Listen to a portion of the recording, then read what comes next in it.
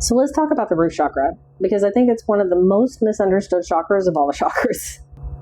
I know everybody's heard about, meditating the crystals, grounding, earthing, and all those things. Those are all parts of the practice.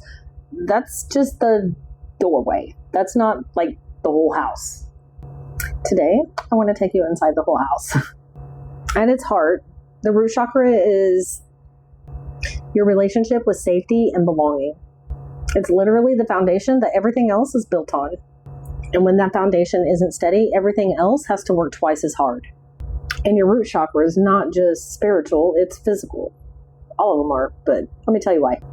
Before your mind even has time to think, your body is already asking the magical question, am I safe? And your nervous system asks that question every single day. It learned to answer that question through experiences. Your body doesn't decide whether you're safe by listening just to your thoughts. It learned through what you've lived. And if you spent years rushing, overworking, just powering through it, putting everybody else's needs before your own, ignoring what your body's needs were, or constantly waiting for the next crisis, or, your body can't start believing.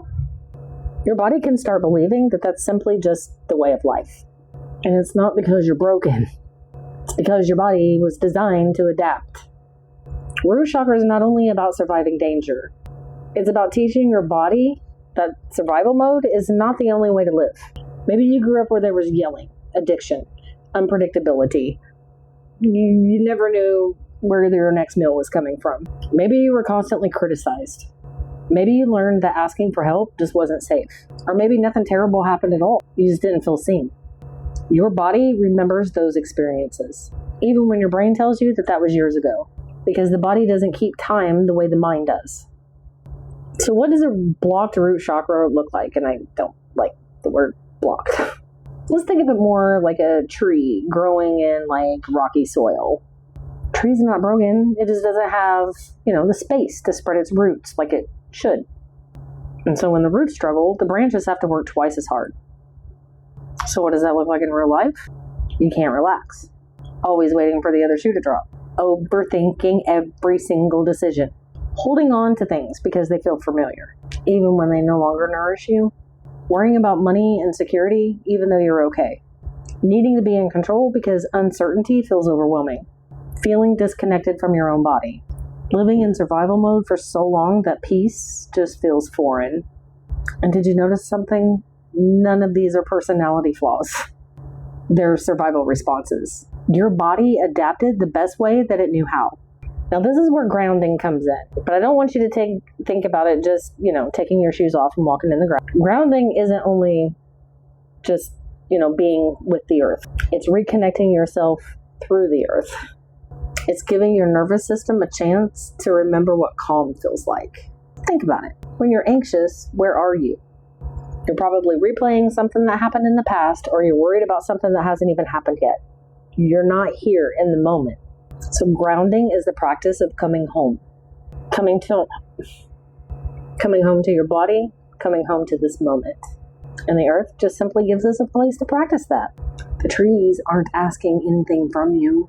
The birds could give two shits about how productive you were today. And the river ain't comparing itself to another river. Nature just simply exists. And it quietly reminds us that we belong here too.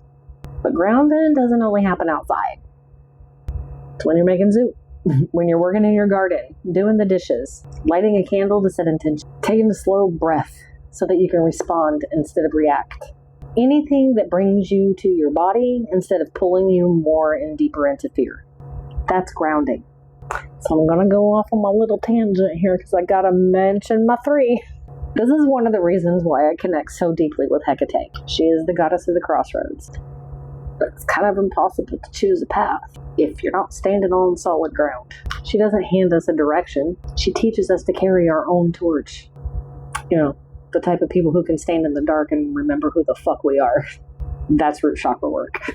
And then Mama Gaia. She reminds us that the earth never questioned whether or not it belonged. The mountains don't rush. The forest doesn't apologize for taking up space. It simply is. And there is so much wisdom in that. And that takes us to All-Father Odin. Because when we think of Odin, we think of wisdom. But wisdom didn't come first. Odin hung from the world tree and sacrifice for the roots. Even the great seeker of wisdom surrendered to the tree. The roots came before the revelation. And to me, that's a reminder that wisdom grows from a strong foundation. And just like a tree, we become stronger when our roots are allowed the time to grow. The root chakra is the foundation for everything else that we build our life on. Now, whether your path is spiritual, religious, or you're simply focused on becoming healthier or more mindful, we still build from the ground up. Just like that tree, we admire its branches, its leaves, its beauty, but none of that would exist without the roots. And the strongest roots are not the ones that grow the fastest. They are the ones that grow the most consistently, quietly, patiently, trustingly, deep enough to hold steady when the storm comes. And healing often looks the same way. It's rarely in one big moment that changes everything. It's the small choices that we make over and over again. It's the smaller choices that we make over and over again. Choosing nourishment, choosing rest, creating routines that help us feel steady, setting boundaries, keeping the promise that we make to ourselves. Little by little, those choices become our roots. And one day you'll realize that you're standing through storms that would have knocked you on your fucking ass 3 years ago.